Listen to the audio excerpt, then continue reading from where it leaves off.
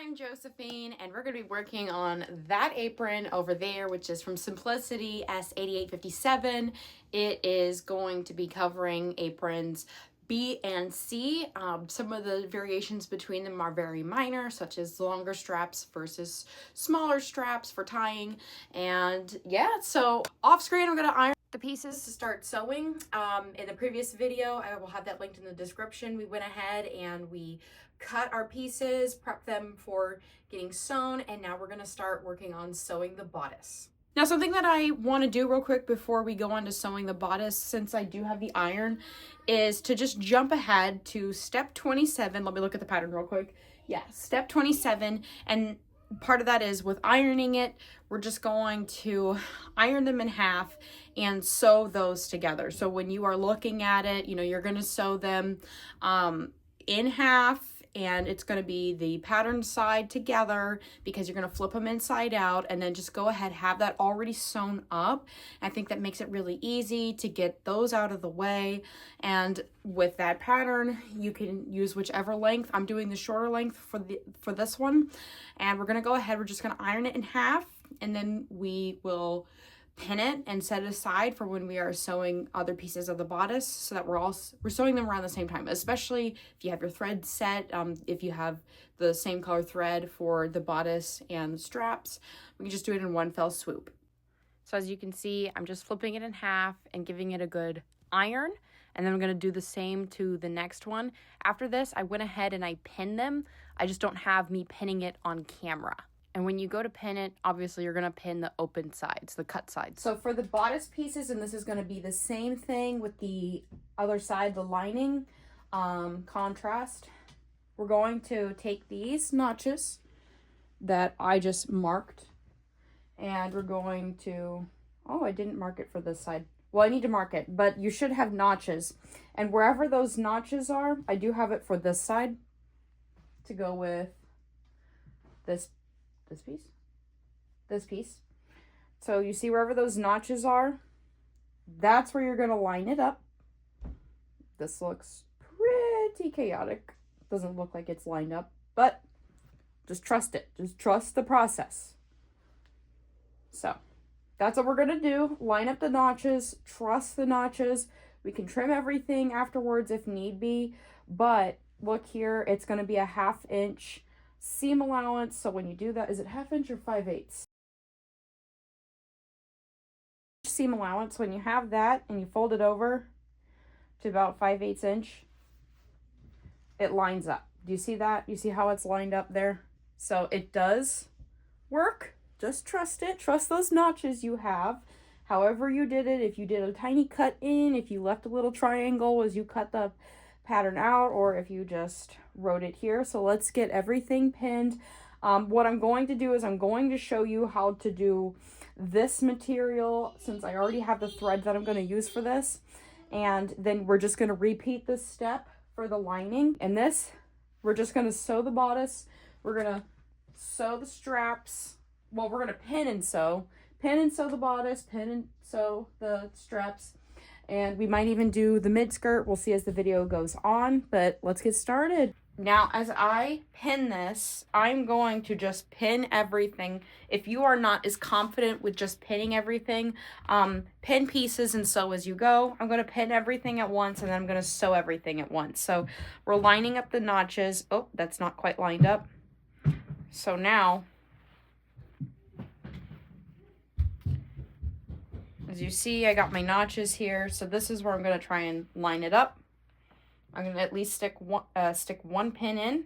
That way I know that those are lined up, and go from there.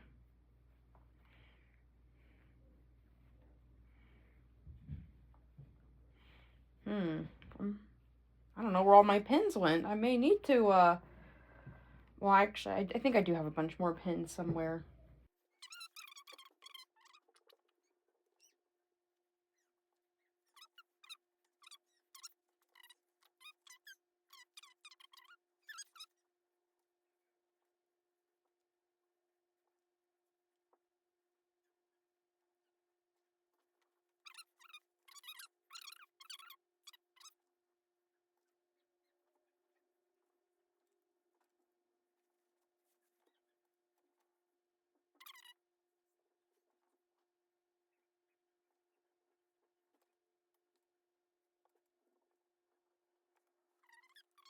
Now I'm pretty pleased with what I have pinned. I'm going to go ahead and sew the bodice, and then I will sew the straps, and that will be what we do today. So look for the 5/8 inch marker on your sewing machine and make sure you're lined up. So I just worked on this moving right to left, and I used a locking stitch at the beginning and the end. I'm not double stitching. Something my grandmother had encouraged me to do growing up when she was teaching me is to do a double stitch to really help with the longevity. But I find that because this is lined, I don't really think that is necessary, and I think finishing the seams helps it to be pretty secure and for the pieces to not get seam rips during wear and wash. So I'm pretty confident that it will hold, and I'm going to go ahead and time lapse the rest of this, but that's just what I'm doing a locking stitch at the beginning and at the end, especially because it takes me time to work on the pattern. I'd like it to be able to hold in case I can't get to it for a while, because obviously when you start attaching the other pieces together, especially with the 5/8 seam allowance, it will hold in that if you don't do any kind of locking stitch, but that's just what I prefer to do. Now I'm going to go ahead and I will just time lapse this.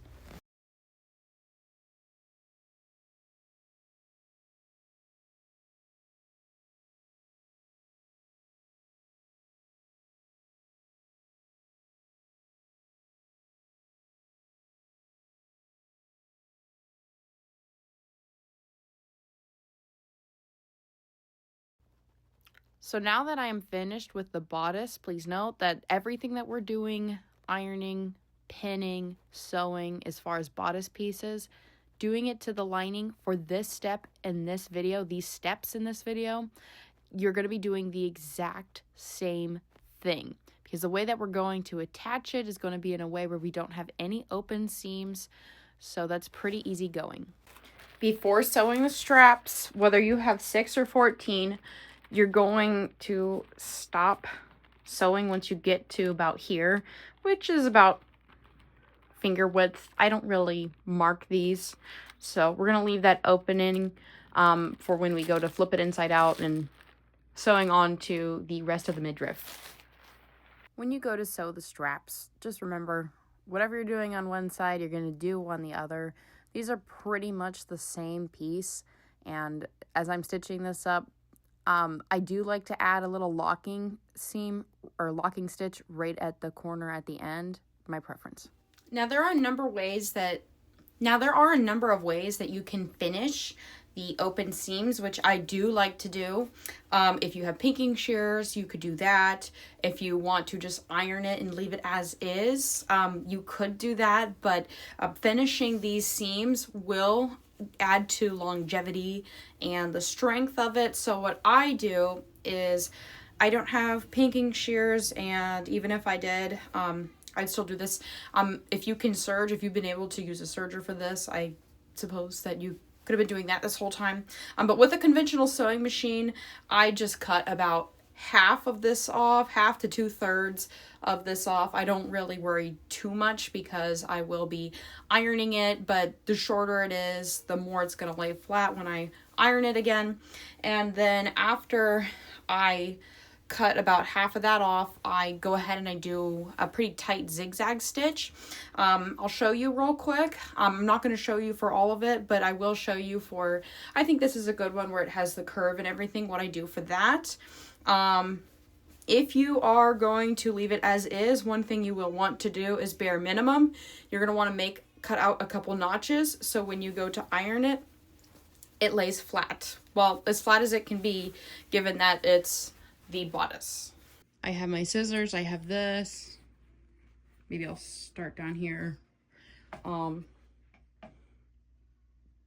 So I cut like this. Maybe I do a little bit thinner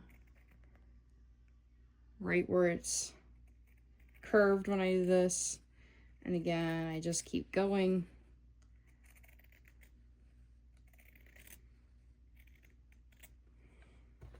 So now it's like that.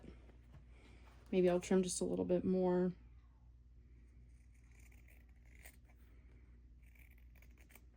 So I have that.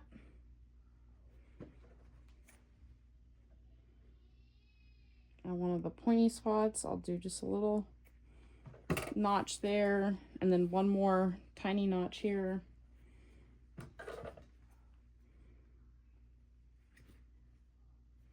I guess it's not that bad.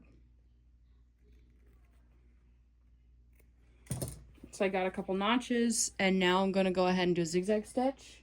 I'm going to set the length to about halfway between 1 and 0. Throw it on zigzag and go for it.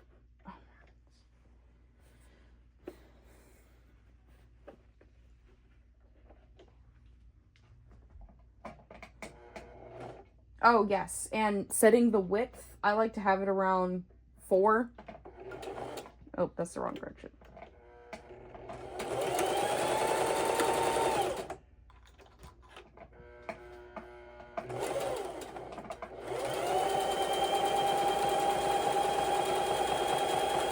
You do not need to keep your width as tight as I keep mine. I just prefer that.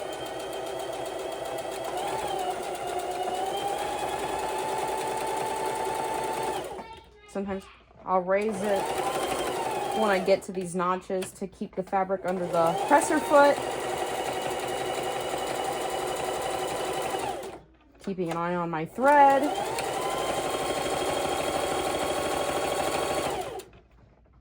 You see, I'm not perfect. It's not perfect.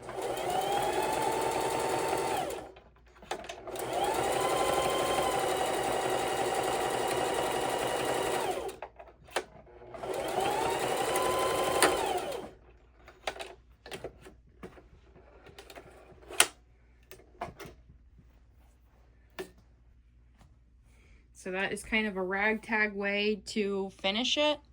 You can use different methods, but I just like the idea that it's going to help preserve the longevity of this. And that's what I'm going to do for all of these. And that will flip the ties inside out too. Now, when we finish the straps, the one thing we're going to be mindful of before we turn it inside out, however you choose to finish it, is you're just going to need to clip this corner and clip here so that when you do finally turn it inside out, it's not going to be crazy bulky in the end. That's just the only consideration.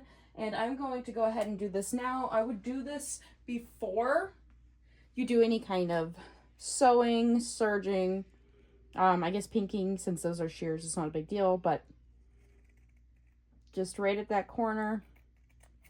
That way, when you go to turn it inside out,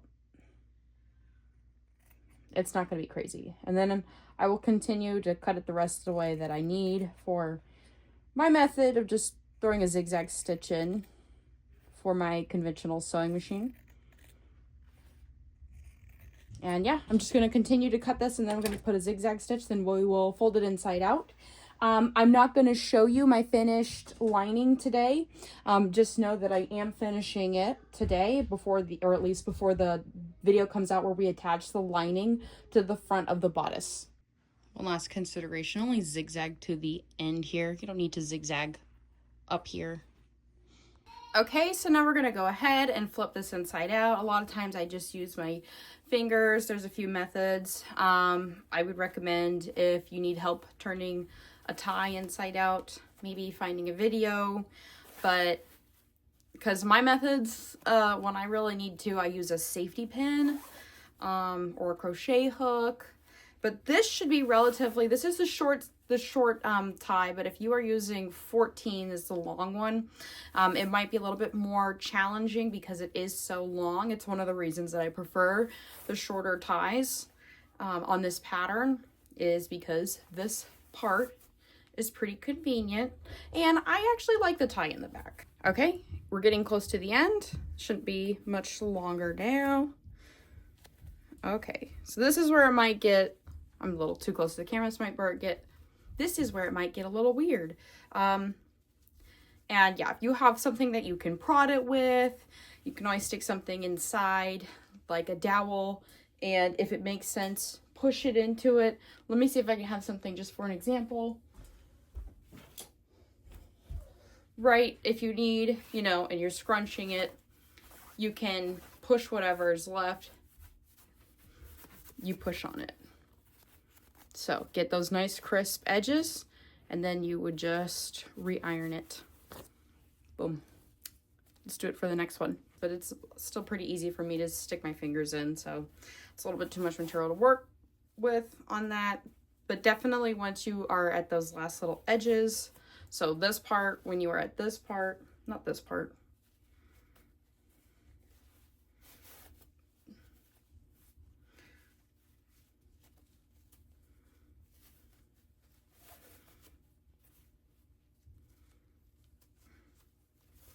okay, this part, then you can do this. Sorry that this is like not a very good tutorial.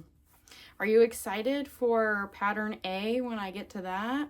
I know that's the one that my shorts were on that probably most people are interested in learning about, but here we go, poking the edges so they're nice and pointy. See, that's why you didn't want to leave your fabric in there if you were considering it.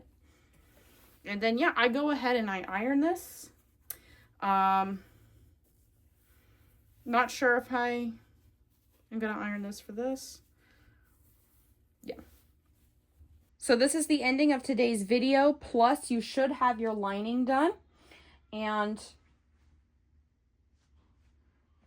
you should have this done whether you followed the pattern where you made notches and ironed it flat, these seams, or if you're doing what I did and in some way you finished it. The way that it's going to work is, unlike the way that we stitched the skirt together, you're not going to see any raw seams on either side. So this is step 17, and we did step 27 as well. Get that iron for the next video. The next video, we're going to keep working on the bodice. I'm not sure if I'm going to attach the lining to the front. It depends how much time I have, because I would rather give you something, because in the end, this is going to be a full playlist. I would rather give you something than have you waiting for like multiple weeks. If you enjoyed this video, please give it a thumbs up. If you are enjoying this playlist, feel free to subscribe so that you can see as things get updated, added to it. You could even save the playlist, I think you can like the playlist. But I appreciate you making it this far. Any comments or questions that you might have, feel free to put it in the comments section. If it feels a little bit out of my purview, I am not some kind of master seamstress. I am just a homemaker who really does love making these aprons because they are so festive. I will answer them to the best of my abilities, but I might also direct you to other videos that I think are very useful. More like those technical sewing things in sewing terms. I hope that you have a wonderful day and much success on your project. Thank you for watching. Bye.